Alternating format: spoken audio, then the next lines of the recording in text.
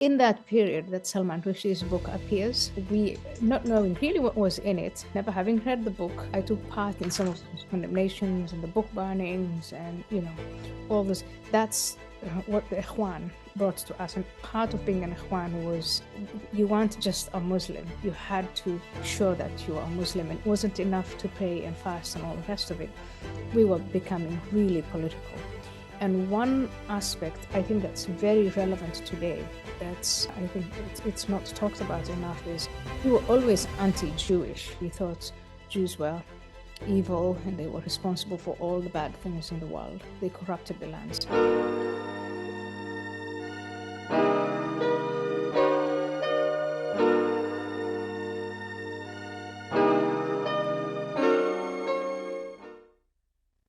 Hi, everyone. Welcome to this incredibly special edition of the Yasmine Mohammed podcast. Today, we have my mentor, my hero, Ayaan Hirsi Ali. Ayaan is a woman who obviously needs no introduction, but I'm going to do it anyway because I want to brag a little bit. Ayaan is a fellow at the Hoover Institution at Stanford University, the founder of the AHA Foundation, a senior fellow with the Future of Diplomacy project at the Belfer Center for Science and International Affairs at the Harvard Kennedy School, a member of the Council of Foreign Relations, and the founder of RestorationBulletin.com, where she explores the forces of subversion plaguing Western society. She's also the best-selling author of Infidel, the book that inspired me to write my book, and Heretic, Why Islam Needs a Reformation Now. That is just a tiny, tiny glimpse into Ayaan. There's so much more to talk about. We have an hour today, so we're going to get through as much as we possibly can. Ayaan, thank you so much for joining me here today. Yasmine, what a pleasure. And thank you for that incredibly graceful and beautiful introduction. I really want to say you are my mentor and you're such a brave woman. I really want you to keep up the good work that you're doing. Thank you so much. I really appreciate that. We're going to clip that and I'm going to play it on repeat on my phone. Anytime I'm feeling down, I'm going to watch that. So you and I have a lot in common in our pasts. Mainly, both of us have escaped forced marriages. Both of us have overcome Islam and all the indoctrination and everything that came with that and the trauma. So I'd like you to give us a brief overview, as brief as you possibly can, because I know there's a lot more for people who haven't read your book, Infidel. They should read it because that's what gives a lot more detail. And then, of course, Nomad after that continues to give even more detail. But can you give us a brief overview of your childhood, your experience with Islamists, and how you ended up in Europe? Oh, wow. Yasmine. Big questions. Big question, yeah. Well, thank you. I think I can shorten it by posing the question, what's the significance of my childhood for our time today? And one significance I see is I was born in Africa. I was born in Somalia. I was born in 1969. And Somalia is since then broken up. I was born in a political family. My father was in government, or he was part of, Somalia used to be a British colony, and it was at that time when the British, the Italians, and then there was another part that was French Somaliland, but those colonial powers had left, and my father was part of those people, the Somali leaders who were attempting to make a nation state, and he was involved with literacy programs and the like. My mother could not read or write, and my father had a degree from Columbia. So that's the family I grew up in. We were a polygamous family. My father was married before he married my mother, and I never met my father until I was about 8 years old, and it was in Saudi Arabia. So as a child, from 0 to about 8 or 9 years, I would say my only encounter with Islam was what we would call folk Islam. I was taught to pray, and I went to a madrasa. But in that madrasa, boys and girls were mixed, and we were beaten very, very much. There was abuse of all sorts, and there was nothing I would call political or dangerous about it. So the only politics until we got to Saudi Arabia that I knew was the politics of our own dictatorship. My grandmother at the age of 5, it was, to me and my sister, what about 98% of Somali girls undergo, which is what she called purification, and we call it now female genital mutilation. We were in Saudi Arabia for a year. After 1 year, we were deported. And I sometimes, when you ask me, like, how come, I just feel so fortunate that we were deported, because I always reflect back on my life and think, what if I grew up in Saudi Arabia as a girl? What would my life look like today? So it's one of those really fortunate things that my family was kicked out. And we were kicked out because my father was in the politics, the oppositional politics of Somalia, when he had promised the Saudi government never to be involved in Somali politics. Then we ended up in Ethiopia. Ethiopia and Somalia were at war. My mother was very unhappy. And my father decided, well, if you're unhappy here, then and you can't go back to Somalia, then you'll have to go somewhere else. And we ended up in Kenya. And that's where I learned to speak English. I lived there from 1980 to 1992. With a small break in 1990, I went back to Somalia with my sister and my brother. And I was about 15 years old in high school when the Muslim Brotherhood came to Kenya, to Nairobi. And it wasn't just the Muslim Brotherhood. They were also, the Iranian government was also actively propagating Islam at that point. Mm-hmm. So my school and my neighborhood were some of the places that were targeted. And as a 15-year-old, I remember joining the movement, putting on the hijab, greeting everyone instead of saying, hi, how are you doing? And, the normal colloquial greetings, I switched, with the clique of women that I was a part of. We would say, Assalamu alaikum wa rahmatullah. And I remember, wa barakatuh, yeah, right. But I remember that the Somalis in my neighborhood who didn't quite catch on and didn't join the Brotherhood movement, they didn't know what to call us. We used to demand that we be called the Muslim Brotherhood, but they would call us Assalamu alaikum, because they thought, well, here's this people who are covered from head to toe, and the men leave beards on, and they greet us with Assalamu alaikum. So we'll just call them, those are the Assalamu alaikum. I love it. And later on, they called us the Akhwan.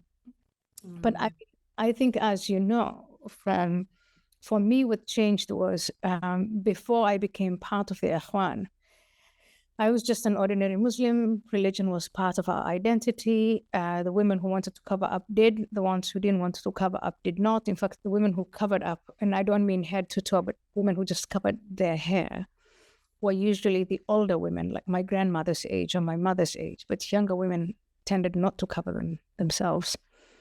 And we interacted with, I went to, I was in Nairobi, so the school I went to was multi-ethnic, and we interacted with everyone.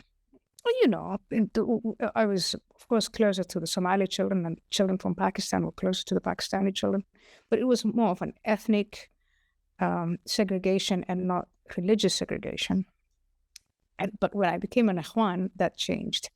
And I was put on mission with a number of other girls to go and change the other Christian girls and ask them to become Muslims, but also to go to the Muslim girls and tell them that they were sinning and that they had to put on the hijab and that they had to read the Quran and that they had to pray 5 times a day. And we call that commanding right and forbidding wrong. So I was busy commanding right and forbidding wrong. It's in that period that Salman Rushdie's book appears, and we, not knowing really what was in it, never having read the book, I took part in some of the condemnations and the book burnings and, all this. That's what the Ikhwan brought to us. And part of being an Ikhwan was, actively, you weren't just a Muslim. You had to show that you were a Muslim. And it wasn't enough to pray and fast and all the rest of it. We were becoming really political. And one aspect I think that's very relevant today, that's I think it's not talked about enough, is we were always anti-Jewish. I didn't know the word anti-Semitic until I came to the Netherlands. but it was just, Yehud. We were anti-Jewish. And we thought Jews were evil and they were responsible for all the bad things in the world. They corrupted the lands. But being a member of the Ikhwan took it to a different level. We would pray and curse, and we would make all these promises that we would get back the Holy Land, and we would fight and lay down our lives. And again, not relevant as a young woman living in Nairobi, who I don't remember ever seeing Jews there, but a lot of the young men would be asked, if you were to fight the Jews, would you be willing to do that? And they would say they would be willing to do it and go to every corner of the earth to fight them and kill them, because the reward of killing Jews was to go to paradise and, exactly what they used to say, become, there are 7 levels of Jannah, of paradise, and you would go to the one closest to God and the Prophet Mohammed if you killed Jews.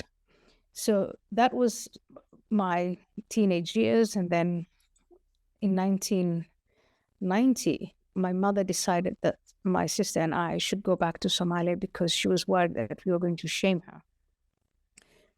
My sister and I wanted to work, and she just absolutely refused point blank and said, "You're not going to work." And so we had to be given back to the clan. We went to Somalia. We were there for 9 months. And then all the rumblings started in Somalia, and the country was breaking apart. The dictatorship was being overthrown, and civil war was just about to break. We were so lucky. We left in November of 1992, and the civil war broke out on the 31st of December, 1990. So my sister and I were really, really lucky to have left Somalia at that time and came back to Kenya. But because the dictatorship broke up, my father, who was in exile in Kenya and part of the opposition and wanting to overthrow the government of Somalia, instead of going to Somalia, he came to Nairobi. And when he came home, he had left us in 1980 to go back to Ethiopia, 1981, to go back to Ethiopia to fight. When he came back, he found my sister and me. He had already seen my brother, but we were now young women. He had left little girls behind, and now we were young women. And then he started embarking on, oh my goodness, marriage. And because I was 22 at the time, and my 28-year-old half sister was unmarried. My sister, who was younger than me, was unmarried. My other sister. So he had all these girls who were unmarried, and there were these men coming from Canada, the rest of the West, to rescue their families who had fled Somalia. And mostly if you flee Somalia, the country you go to, first option is Kenya, and then second option, Ethiopia. But there was this man who came from Canada, and I think he went and rescued his family, but he was also looking for a bride. And he met my father in the mosque in Nairobi, and my father offered me to him and said, "Okay, done deal, we've settled this." And I get to meet this man, and when I meet the man, my mother is there, my father is there, my brother is there, the whole family. We meet up with him, and I start asking him questions about what novels he reads, and I don't know. I probably came. My father literally said, I said, "I don't want this man because we don't have anything in common, because he doesn't read the novels I read." And my father's response was, marriage is a very serious business, and that's why they don't leave it to girls to decide, because you have this, very silly and trivial priorities, like he doesn't read the same novels as I do, so you don't worry about this. I'll take care of it. So that's a done deal. And, according to Sharia law, if you're getting married, you are not required to be present if your guardian is there. So they took care of the marriage, and my father then said, "We're now going to have to figure out how to get you to Canada to join him. And for that, we needed immigration papers." And again, this is relevant. He couldn't expedite family formation through the Canadian system for me to go within that year. And there was another, I would say, extended family member in Germany who said, "If you send her this way, then she can go to the Canadian embassy in Germany, and together this uncle of mine and the man that I was married off to, they would handle it from there. It would be much faster because the corruption levels in Germany at that time, according to my uncle, was zero, whereas the corruption levels in Kenya were over the top. So if you go and stand in line thinking that your application is going to go through, it wouldn't go through. And it wasn't just the corruption, it was also just the line was really long. Mm-hmm. So that's how I ended up in the Netherlands in 1992. I flew from, in July of 1992, I flew from Nairobi, Kenya, with my father's blessing, went first to Ethiopia to meet his third wife and my half-sister, spent a weekend with them, and then I flew to Dusseldorf. And this uncle of mine then took me to a place called Bonn in Germany. And I was in Bonn with a family for 2 days, and their teenage son helped me take the train from Bonn to Amsterdam. And from Amsterdam, I went to an asylum seeker center and applied for asylum in the Netherlands. And this was on the 24th of July, 1992. Which you now call your birthday that day. Which I call my new birthday, yeah. It's about 30, just a little over 30 years ago. And so much has happened in those last 30 years. Yeah. Before we get into that, though, I just have two questions. So first of all, can you tell us where your mindset was at this point? So you talked about joining the Muslim Brotherhood, joining the Ikhwan. And were you still in that mindset? And did you decide that you wanted to take the train, go to Amsterdam, get away from this forced marriage because you didn't like this guy? Or was it because you were at that point starting to feel like my life is being decided for me and I don't have any control of it? Like, just give us an idea of where your mind was at that point. So as a teenager, while I was in high school, that's before I was 18, and joining the Muslim Brotherhood, I was all in. And I loved the sense of belonging and identity and power I felt from being very, religious and doing the right thing. And my supervisors thought I was wonderful. But then when we graduated, my father wasn't there. We were very poor. We were just there with my mother. And my mother would go to the clan elders to get money. We never, ever had enough. So we said, we want to go to university. We couldn't go to university because we were not Kenyan citizens. And in Kenya, they prioritize citizens first. So we applied to something. We wanted to do something practical. And when I say we, it's my sister and me. And she's not that religious. My sister was absolutely not into the Ikhwan stuff at that time. And we applied for a secretarial college in Nairobi, which is a 1-year, very practical thing. We go through that 1 year, we pass first class, and now we start looking for jobs. And every time I get a job, my mother says, no, I will not let you have this job because you will bring shame to the family. What if you get raped? What if you get pregnant? What if you do this, that? And you can imagine, I'm covered from head to toe.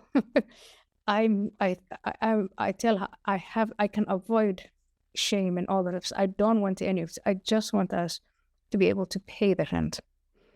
And so my sister and I are at war with my mother.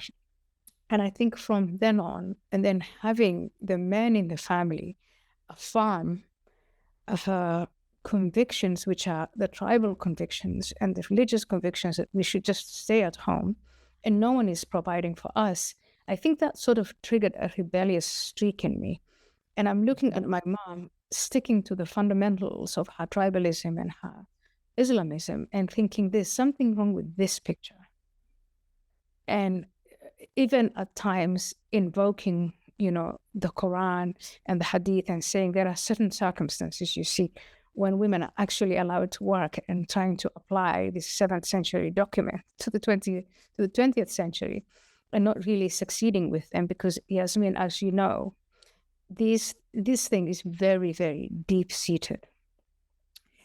And at that time, my brother would go out the front door, and sometimes we wouldn't see him for weeks, and he would come back whenever he came back, and there was this glaring injustice in my view, and I would point it out. And my Ikhwan teachers would say, that's God's will. And so you get in this circular argument. And I just remember maybe internally starting to doubt there's something wrong with this picture. And I didn't really think it through. I wasn't challenging Islam. I wasn't thinking anything cosmic. I was just feeling the pain of the oppression and wanting to get out of it. And so, and along with my sister, what changed and pushed me into, really taking the train. I always say, why did I take that train? For me, that was a different context because a few years on, this time that I'm fighting with my mother in about secretarial court, I finished high school in 1987. And it's in 1988, 1989 that my sister and I are having these fights with my mother about work. And end of 91, my father returns, and now, the patriarch is at home, and he's making decisions for us.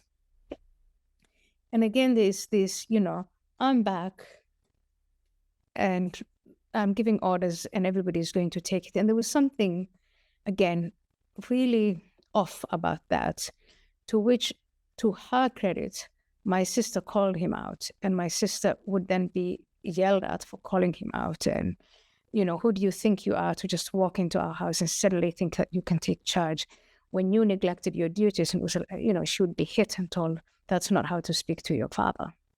Mm-hmm. Now, she was taking the beating, but I was feeling exactly the same thing and feeling extra bad because she was also getting hit for what I thought was true. And I loved my father. I looked up to him. He's the one who insisted with my mother that we go to school. So these relationships are very complicated. But anyway, as time goes by and as, these actions are taking place, the marriage is happening, I have to go to Canada, it hits me that like all those girls who were in my secondary school, high school, who were married off at the age of 15, 16, 17, I could get pregnant and start having children and get stuck. Because once you have children, you're not going anywhere. As a mother, you're not going to leave your children. At least I took it for granted I wouldn't leave my children. So if I wanted to go, I had to go before something like that happened. And I had seen Somalis asking for asylum who couldn't speak a word of English or a word of anything in these other countries. And I thought, well, if they can do it, I can do it. Because in the time that I was in Nairobi and Somalia, refugees had started, displaced people, so they weren't even refugees, displaced Somalis started to pour into Somalia. Some of our extended family members were there, and I was translating for them from Somali to English, English to Somali in Nairobi. And so I thought, they don't speak the language. They can't fend for themselves. And they're going thousands of miles away and asking for asylum in these places. I mean, I think I can do it. And for me, it was this picture of, I don't want to be like those girls. Mm-hmm. And I also looked at my mother, this vulnerable woman who's stuck to these fundamentalist views of what a woman's place is, and who just suffered. She was neglected. She suffered throughout in the years that my father wasn't there. She's a very, very proud woman. And every month for her to go to those relatives and ask for food, for rent, she just used to go into these rages sometimes and into a litany of how my father had humiliated her. And she felt helpless and she wouldn't learn the language. And I always looked at my mother and I thought, you know what? I just don't want to be in those, I don't want to be like her. And it was my only chance to get out of it was to take that train, just make the attempt. If they get me back and they put me back in that situation, at least I can always say to myself, I tried. Wow. Unbelievable. I encourage everybody on this call who hasn't read Infidel yet to pick it up and read it. There's so much more to this story that we can't get into in this podcast. And in fact, if you have read it, pick it up again anyway and reread it, because Ayaan's story is really amazing and inspiring. Now, Ayaan, you alluded to the fact that so much has happened in the past 30 years, and so much has happened, and I want to talk a little bit about it. You talk, as part of the founder of restorationbulletin.com, you explore the forces of subversion plaguing Western society. I want to talk a little bit about that subversion right now, because you and I work together. We, in fact, co-founded the Clarity Coalition, that works to champion liberty and Western values and fight against those who wish to undermine them, like Islamists and wokeists, I guess we'll call them. So can you tell us about this work that you are currently involved in? Yeah, so when I said so much has changed, let me just give you one, because we were talking about, growing up as a girl and a woman and my not wanting to be my mother and these girls being married off and things like that. And my mother being worried that if we went outside the house, we would be assaulted. And, I mean, I don't know. I know you grew up in Canada, but if you grew up in any of those countries that I mentioned, it's very hard for Muslim parents to let a daughter outside the house all by herself because of all the bad things that could happen to her. So one of the things that has changed is when I came to Germany and the Netherlands, and later on I traveled around, I went to the UK, I went to France, I went to Sweden. It was unthinkable for women in Europe to be afraid of going outside the front door. Unthinkable. And when something bad occurred, like a woman gets assaulted, it becomes headline news. I remember in Holland, there was a rapist active in some part of the country in the woods. And that was just headlines, like nuclear war attacks were being, it stayed on the headlines until the man was caught. And so that was the society that I came to. What has changed? Today, when you come to Europe, you will find women talking or finding themselves in almost the exact same position as I was as in Kenya growing up as a teenager. Women thinking before they leave the house, hang on, what am I going to wear? Am I going to take this path or am I going to take that path? What time am I going to go back? I think women in wealthy neighborhoods with extra police or security will not feel this. But in working class neighborhoods, and increasingly even in some middle class neighborhoods, this is what you'll find in Britain, in France, in Sweden. Sweden is a mess. It's now called the rape capital of Europe or something. The rape capital of the world, even. I don't know. But it's really getting out of control. So that is one key change that has taken place. Now, when I talked about the piece in restoration that I opened with, this is because, as you know, both of us live in the West, and we've seen these sudden and remarkable changes since, at least in 2020, after the George Floyd incident, when suddenly institutions from universities to K-12 education to government bodies to corporations suddenly started to change and apply this diversity, equity, and inclusion. We started talking as if there's an epidemic of racism in a time when racism has never been less. At least I went to America in 2006. I have not experienced racism of any kind at all. And I know a lot of Black people who haven't experienced it, but suddenly it was presented as, almost worse than COVID-19. And in the name of churning up this racism, something called anti-racism was then brought forth. And now we see this march through the institutions where everything is being changed. And it's a change that just reminds me of the third world. We are corrupting every single institution. We have declared war on merit. We've declared war on accountability. We've declared war on equality, we talk about something called equity, but that's not equality before the law. We are now producing and amplifying this narrative of racism. The white heterosexual male is responsible for all the horrors of. And it reminded me, before 1989, the Marxist materialist narrative was, we have to redistribute wealth. We have to take money away from the poor, from the rich, and give it to the poor. Now it's a cultural narrative. It is, we have this oppressor, and we have to take power away from him, the white man, and give it to everyone else. And then they have a matrix of how they're going to redistribute that. And so looking into this, like so many of us, I make the comparison with that parable of elephant and the blind man, where everybody is trying to figure out what is going on. We're all trying to figure out what's going on.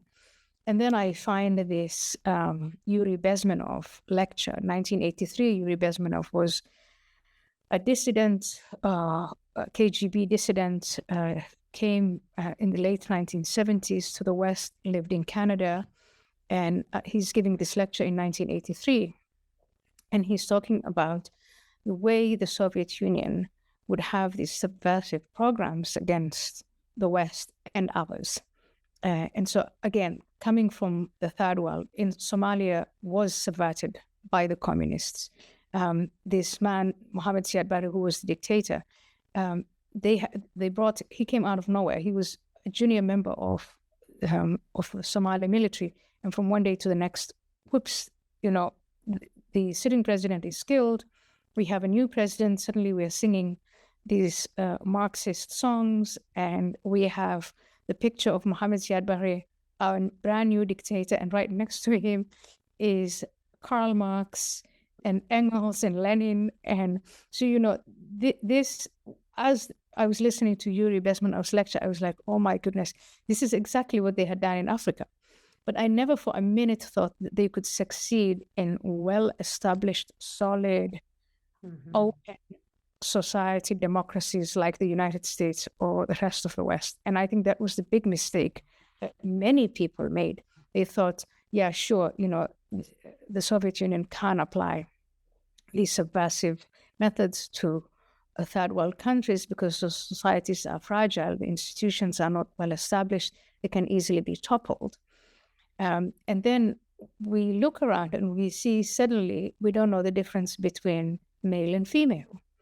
And suddenly we're looking at one another and we're not seeing fellow human beings, but we are seeing Black people, white people, women, BIPOC, indigenous people. They've got all of these categories.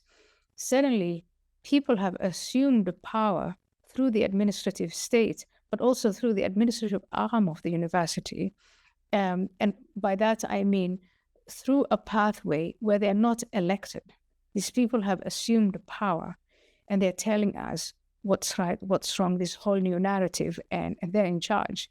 And the rest of us are watching and thinking, I watch it and I think this is Gramsci. This looks like suddenly there's this return of communism when most of us thought it was gone. So that is one force of subversion that has then, of course, become friends with Islamism. And what do Islamism and wokeism have in common? They have a common enemy. Anti-Semitism, and they have a common enemy, not just in their anti-Semitism and their hatred of Jews, but also in their hatred of America and the rest of the West. Mm-hmm. So where the woke say, there's this structure, these structures are racist and we have to bring them down. And, symbolically, they bring down statues and they disfigure paintings and things like that, but they really want to bring down the structures.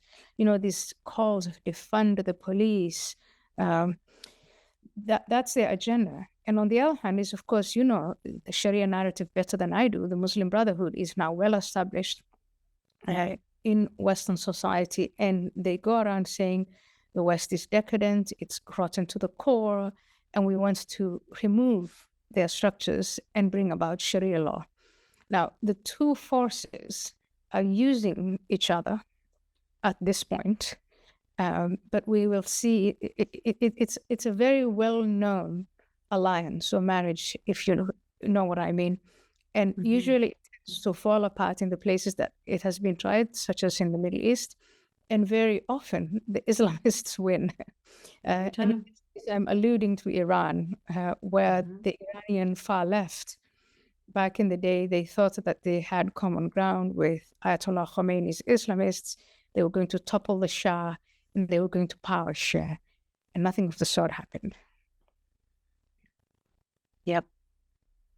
And so now you're seeing a repeat of that happening here, most starkly on university campuses, where we're seeing the younger generations very blatantly supporting the Islamic Republic of Iran, Hamas, Houthis, Hezbollah. You know, it's something that even though people like you and I have been paying attention, in fact, that was the subtitle of my book, you know, How the West Empowers Radical Muslims. I think just like you were saying, even though we knew it was a problem and it was something that needed to be addressed, I don't think anybody really expected it to be as blatant as it is today. I mean, it's quite shocking how they can, with full confidence in their bullhorns, support terrorists who have murdered and kidnapped innocent people. It's quite mind-boggling. We have a lot of work to do in that regard. We do. I have to admit, I'm one of those people who didn't see the woke forces coming. So in hindsight, I can say, hey, what we used to call multiculturalism in Europe in 2003, 2004, when I was serving there in Parliament, hey, that was woke. And I didn't connect the dots until after 2020. But with Islamism, I can completely explain to you why Western societies engage in the self-delusion that it's something that Islamism is either a force that they can use, which during the Cold War, they would side with Islamists to fight against the Soviet Union. By the way, the Soviet Union was doing the same thing. They were also siding with Islamists to fight the West. So in any case, they think this is a force we can use to fight our enemy.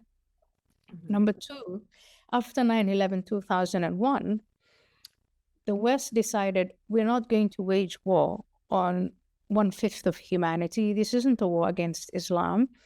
And so those who engage in actual violent terrorist activities, we're going to unleash our military and our intelligence communities and the police and law enforcement on them. And that's exactly what we've done. So if you look at Al-Qaeda, it's destroyed. You look at ISIS, it's destroyed. And that gives a feeling of we've solved the problem, we've done something about it. And then you are left with this series of terrorist attacks all the way to the so-called lone wolves. And we leave that, to the police or law enforcement or a subset, special forces to deal with it.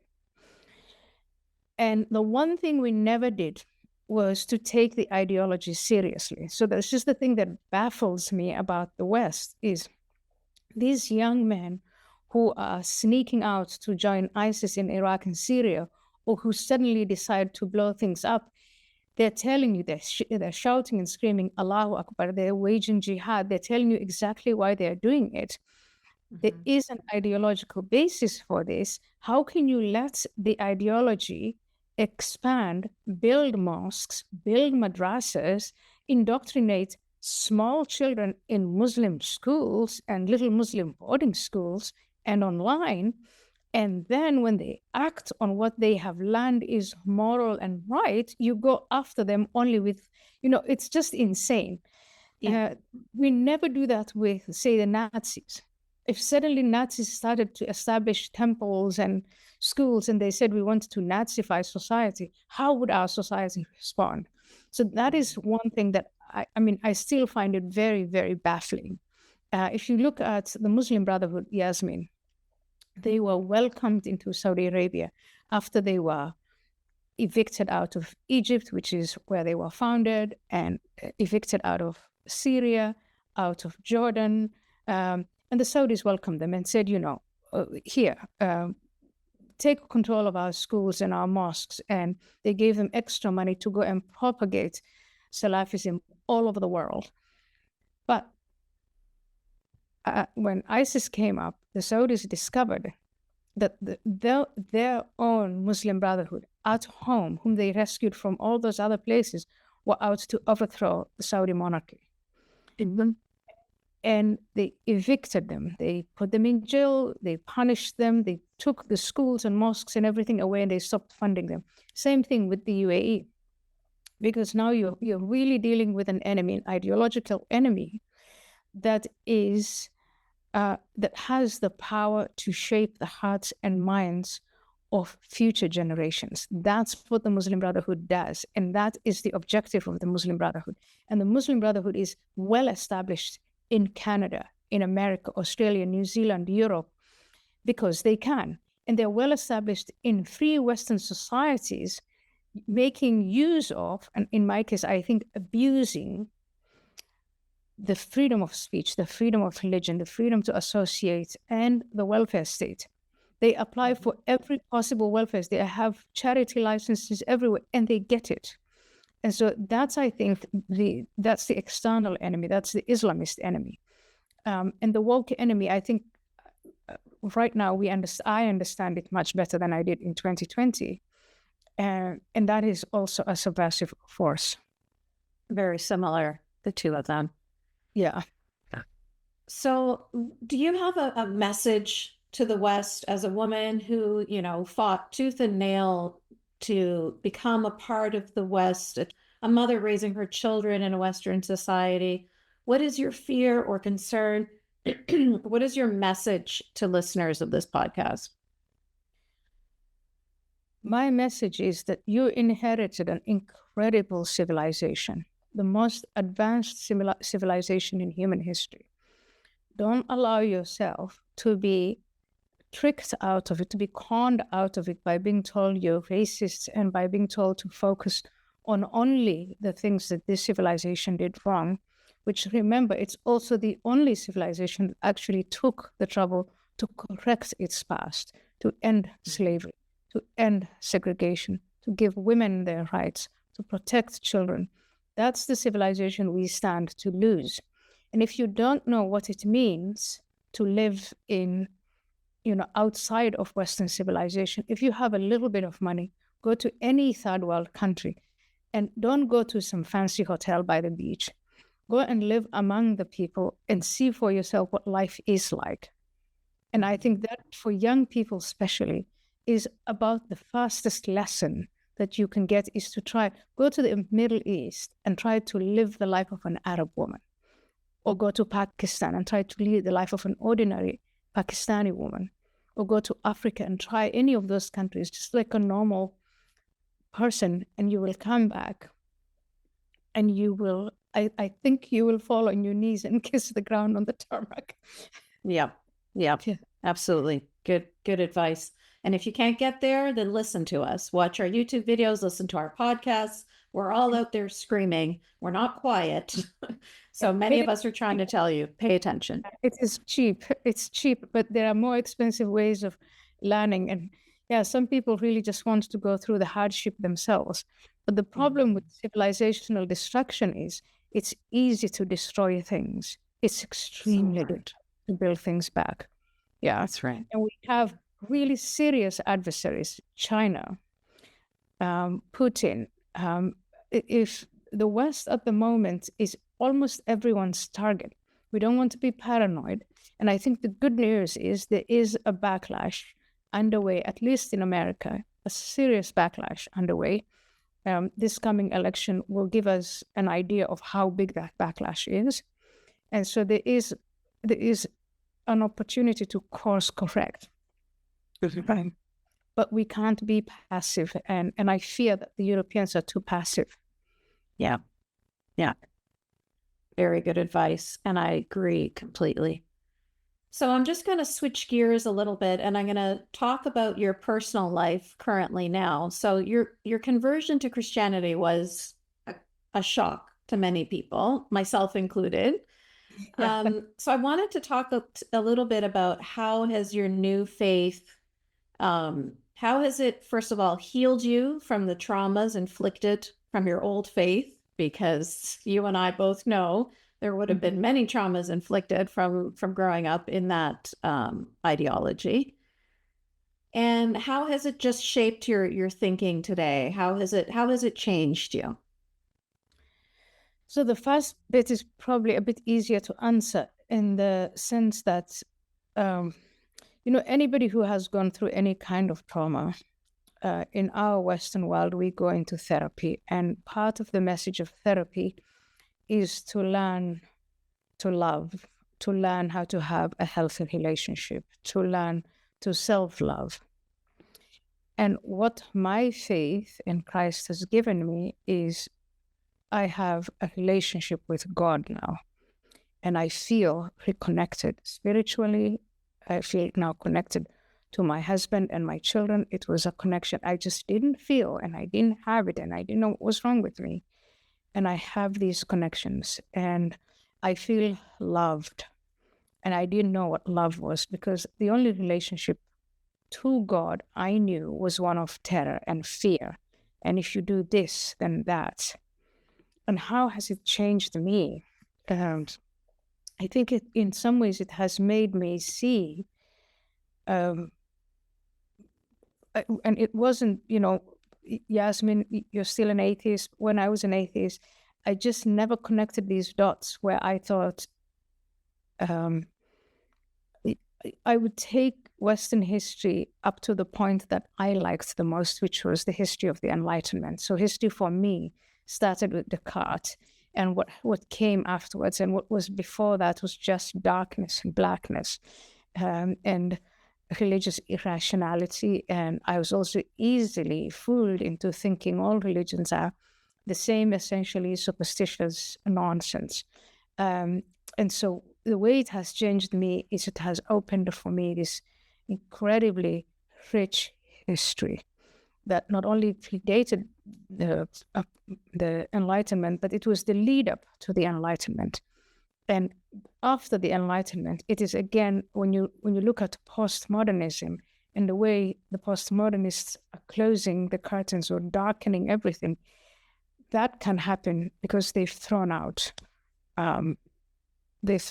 Christ, they've thrown out Christian,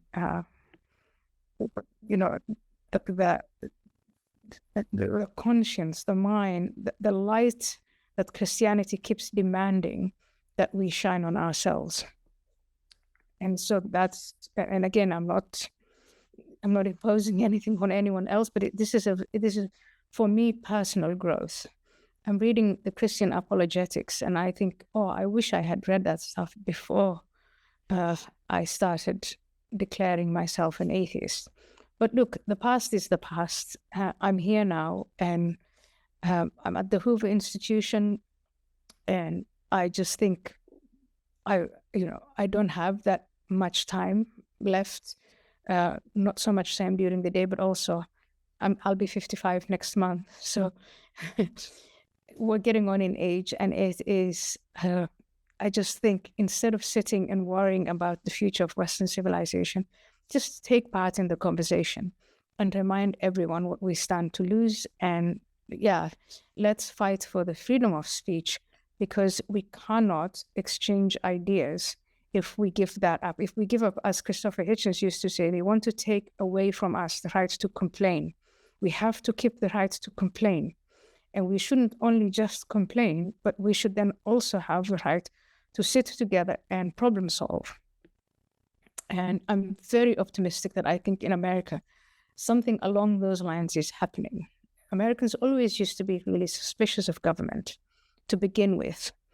And so whoever thought that they were going to tame Americans and enslave them has something coming to them. Because America also attracts the most rebellious people from all over the world. There is a reason I went there. There's a reason you went there. There's a reason Elon Musk went there. And so it does attract all of these people who want to say, we want to be free. And I hope that we can come together regardless of our differences, and maybe because of our differences, and fight for that constitution, for the Bill of Rights, and for the legacy of that. I don't want the electoral vote to be repealed. I don't want the courts to be packed. I don't want the structures of the American political system to be picked apart. No, I'll say no to that, and I'll fight for that. And I want everyone to do exactly the same. And if the Democratic Party, which used to be the party that was attractive to me at first, is completely hijacked and subverted from the inside, then I'm going to stand there and fight them. And I urge everyone to do the same. Because today's Democratic Party is not Bill Clinton's Democratic Party of 1996. This is a completely new beast, and it's been infiltrated and subverted from within. But it's the party of Bernie Sanders. It's the party of Ocasio-Cortez and Ilhan Omar, and those people should not be given. They shouldn't be put in the corridors of power to dismantle the American system. We shouldn't stand for that. Yes, absolutely. And that's some good examples from America, but unfortunately, very similar things are happening throughout the West, Canada, Europe, Australia, everywhere else. Okay, Canada so is- I'm going to... So Canada is a shit show. the more I read about Canada, the more alarming it was, because it was literally one of the most advanced nations, and now it's like Sweden. Sweden was one of the most stable, wealthy, advanced countries, and now, it's really hard. It's unbelievable. Yeah, it's incredibly heartbreaking. Today is Canadian Thanksgiving, and I wanted to send out a Canadian Thanksgiving note, and I wrote and deleted and wrote and deleted and wrote, and then I just didn't post anything at all. It's really hard these days, especially with all of the anti-Semitism post October 7th. And then on the October 7th anniversary was another opportunity for more, raucous anti-Semitism everywhere. We just seem to be going so quickly, so steadfastly, so unencumbered in the wrong direction. Like we're not allowing anything to distract us from going down the wrong path in Canada. And it is very, very frustrating. Well, who's running for prime minister, who I listened to the other day, and he sounds good. And I just saw that clip where he said he stood with Israel. And I think that's also where it begins, is if you say we are friends with Israel or we have an alliance and war has been declared on them and they're about to be destroyed, that's when you stand with your friends. If you don't stand with your friend and with your ally when they're in trouble, when will you stand with them? Then you're a fair weather friend. And I think for people like you and me who grew up with this kind of Islamist-driven anti-Semitism, I think we should speak out as much as we can and explain to the world, even explain to our Jewish friends who don't understand it, that they really don't care whether you're a liberal Jew or a conservative Jew, whether you support Netanyahu or you don't. They don't really care. I read some of the things that Thomas Friedman writes, and he thinks that he is the Jew that they'll make an exception for. No, you are a Jew to them. And so I think we must educate people on just the level of hatred that is inculcated into young people, generation over generation, and the way it's expressed. Iran is developing a nuclear, not Iran the people, but Iran the regime is developing a nuclear bomb for no other reason than to annihilate Israel. And so you've got to realize what we're up against. Yes, absolutely. When they're shooting up Jewish schools or synagogues, or when Hamas is killing people in a musical festival, they're not asking any questions, they don't care, like you said. And the only Jew to them, the only good Jew is a dead Jew. Absolutely. And they say so. And they use the Quran to justify it. They use the Hadith to justify it. They use the history, the seerah of the Prophet Muhammad to justify it. And then they've been doing it for ages and ages. And I think if people tell you what their intentions are and what they want to do to you, you better listen to them. That's right. That's right. As Maya Angelou said, when someone tells you who they are, believe them the first time. Yeah. Yeah. Okay, so we are going to open it up to questions, and I know we're running out of time, Ayaan, so I think we'll only get a chance to get a couple of questions in, but just wanted to let everyone know there is the Yasmine Mohammed podcast community where we can continue the conversation there. Regina, you're the first person who had your hand up.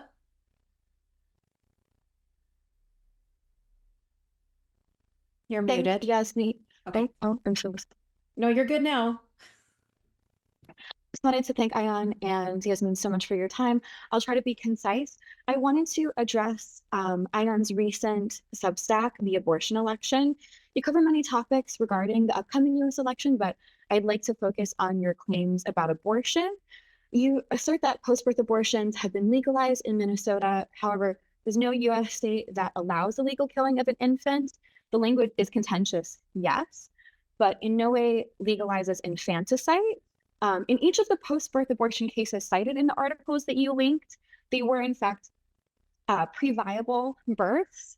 I guess I want to ask you about how you came to these conclusions, if you've spoken to OBGYNs in the US or American women who are having to make decisions in this climate, and if you factored in the fact that abortions performed after the stage of viability for a fetus, meaning that they can survive without the mother, only constitute 0.03% of all cases in the US.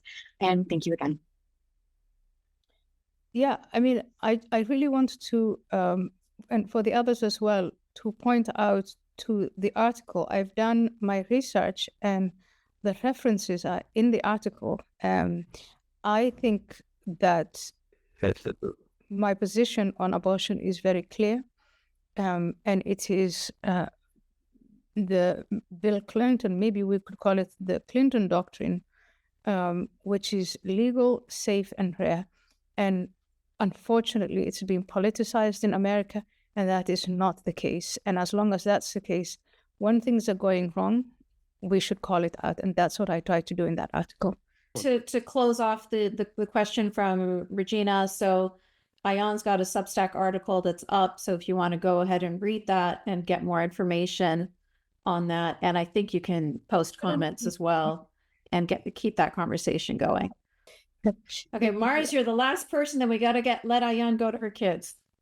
Well, first of all, let me begin by saying this is a great pleasure. I've followed your, for lack of a better term, career very closely for the last many years. So thank you for taking our questions. One of the issues that I did want to ask you, given that your experiences coming from Somalia to the Western world, is the topic of immigration. Mm-hmm. It's an incredibly intense topic at this time, and certainly is a point of major contention. I read Infidel many, many years ago, and I remember hearing about your difficulties adapting to the new culture, and as well as your work, I think, as a translator or some other social services helper. Okay. Yeah, for the new immigrants. Now, I look into a lot of Douglas Murray's book about how immigration is coming in unfiltered in massive waves into the UK at the moment, and we're facing some similar problems here in the United States. Mm-hmm.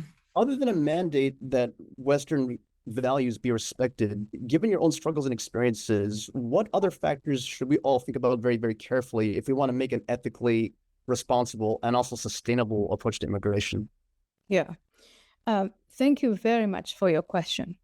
So I came to Europe in 1992, and at that time, the scale of immigration was much less. And the countries, Western countries where people were coming to, had more control of their borders. It was extremely difficult to come into these countries. 30 years on, what has happened is, unfortunately, many more countries. Let me start by what is called in immigration jargon the push factor and the pull factors. So push factors are in societies that are broken down or where the economy is bad, people want to leave. And what is it that makes people want to leave? So people in Syria wanted to leave because the whole society broke down. People in Somalia wanted to leave because there are no jobs, and so on. So if you look at Africa, South Asia, the Middle East, where populations have grown, there are loads of push factors, reasons why people want to leave. And then there are reasons why people want to come to the West. It's more stable. People think they can get jobs. There's the welfare state. Over time, I think what has happened is we ended up with a system in the West that incentivizes all the wrong forces, people smugglers, drug dealers, prostitution rings. And what is it that's incentivizing? What do drug dealers and like people smugglers? They make money from taking people from a third world country to a first world country. So they tell third world people in third world countries, you can sell your house, whatever. I can get you to Sweden if you pay me $20,000 or $10,000, or in Latin America, same thing. People sell their houses, they sell their farms, they sell their car just to be taken across the border to where they think all their problems will be solved. Good. Now, if you open the borders, as in the US now, in Europe, they used to have their individual borders when I came, but now because of the freedom of movement, all you have to do is cross one single border, and then in the Eurozone, where the freedom of movement is allowed, you can keep moving until you get to the country that you want to. Part of the attraction is the welfare state. Part of why people smugglers are able to sell this idea that they can get you into a different country so you can go and live there on welfare or find jobs is they say you don't have to ask, because you could normally go to a different country and say, I'm going to look for a job, let me in, give me a visa. But you don't have to do that. People smugglers will tell you all you have to do is go through the asylum process. Just ask for asylum. Say that you're fleeing whatever. And the country that you ask asylum will have to put you through a process. They won't immediately turn you away. And if you say that you come from a country where the danger, like Syria or whatever, where you are in massive danger, you can't even be turned away. So you will just end up as an illegal. So if you look at what happened to immigration systems in the West, you can conclude that the perverse incentives have gone up. You go through the asylum system, you don't try any other legal pathway. You then abuse the asylum system, and then there is the welfare state. And I think that what we have now, if you look at just the scale, just the sheer number of people who want to leave developing countries and want to come to developed countries, it becomes unsustainable. And it starts to affect the social cohesion of the countries that people are trying to come to. It starts to affect it's put a strain on the welfare state. You have people, in the US, I was just listening to some of the confrontations that are going on in Springfield, Ohio. A lot of it isn't about pets being eaten. It is poor communities, and they're bringing larger numbers of people from poor countries in those poor communities. So the poor community is complaining their resources that they were told they could wait for, housing, education for their kids, healthcare. They're bringing people from outside and they're placing these people in front of them. That is not a way to run things. It's not good for the people you're bringing, and it's not good for the society that you're bringing people into. It used to be that immigration systems would attract, economically speaking, people who would be viable, who would assimilate, who would want to assimilate. And in the last 30 years, maybe even a little bit longer, but in the last 30 years, we have millions of people who have come to the West and who have not assimilated at all. And in some cases, it's not just that they didn't assimilate, as assimilation as learning the language and learning to stand on their feet and not depending on the government. In some cases, you have people who are actually capable of standing on their own feet economically, but culturally they're saying they want to fight and transform the countries that they have come to. So you have a whole range of problems that calls for, I would say, a new look at immigration in general. Look at the pull factors, look at the push factors. What's the scale that a certain country can actually assimilate without having social cohesion problems? And right now, most countries in Europe that have allowed larger numbers of people to come, especially from Muslim countries, are having major problems. People, they can't. And I'm not saying that all immigrants fail to assimilate. I assimilated successfully, and there are hundreds of thousands of others who have done that. But I think the way the system as it is now, it incentivizes, it sends off the wrong incentives, incentivizes the wrong people, criminals especially, and it's creating more problems that it's solving. And so there should be a different way of approaching this. And you have to start thinking about concepts like nationhood. Is Canada a nation state? And does the national interest matter? Does the national security of this particular country matter? If immigration is a challenge to nationhood, so that you have an identity, people don't know what they are anymore and whether they belong or they don't belong, or they don't feel loyal to this nation. If the national security of the nation is challenged, if the national heritage is challenged, if the national interest is challenged, then those people in power, they have to review and say, no, immigration, this type of immigration can't go on like this. Thank you. And Maris, I encourage you to pick up Ayaan's book called Pray with an E. It's called, Islam, Immigration, and the West. Ayaan, is that the subtitle? Yes. Okay. That's a hard copy, and I'm working on a new introduction for the paperback, which is about to be released, which is the impact, the negative impact it has had on women, on children. I mean, come on. So this immigration is really, it could in some places really cause a tearing apart of the society if we carry on like this. Thank you so much, Ayaan. Thank you so much for your time. Please pass on my thanks to your children for their patience. Before I let you go today, I just want to make sure that you don't have any parting words of wisdom that you want to share with us, or if you want to point us in the direction of your books or your Substack or your website or your Twitter or anything like that. Just wanted to make sure you get the last word.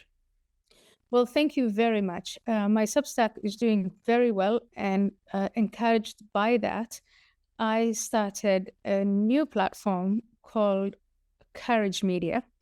Check it out. It's going to be launched next week.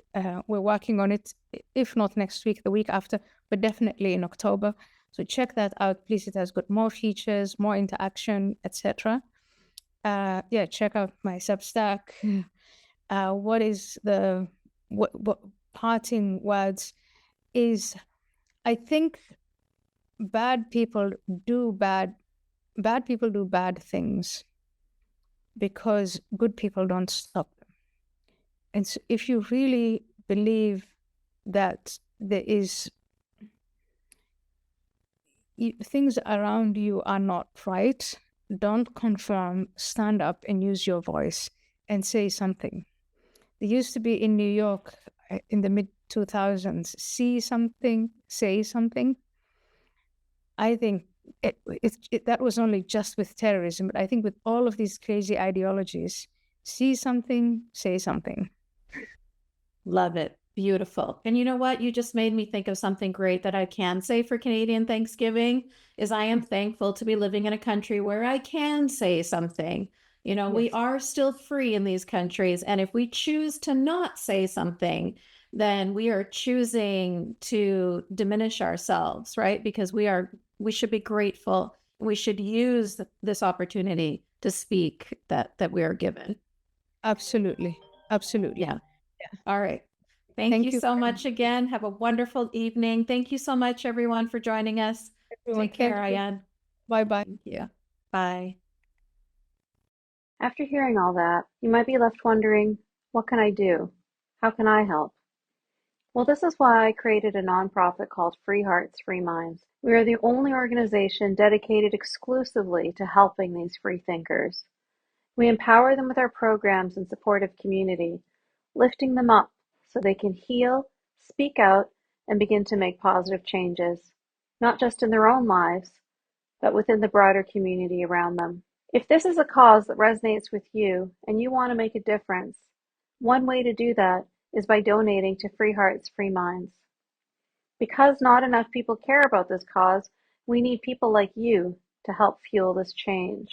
You can donate via our website, freeheartsfreeminds.com. Thank you. Every dollar you donate makes a difference.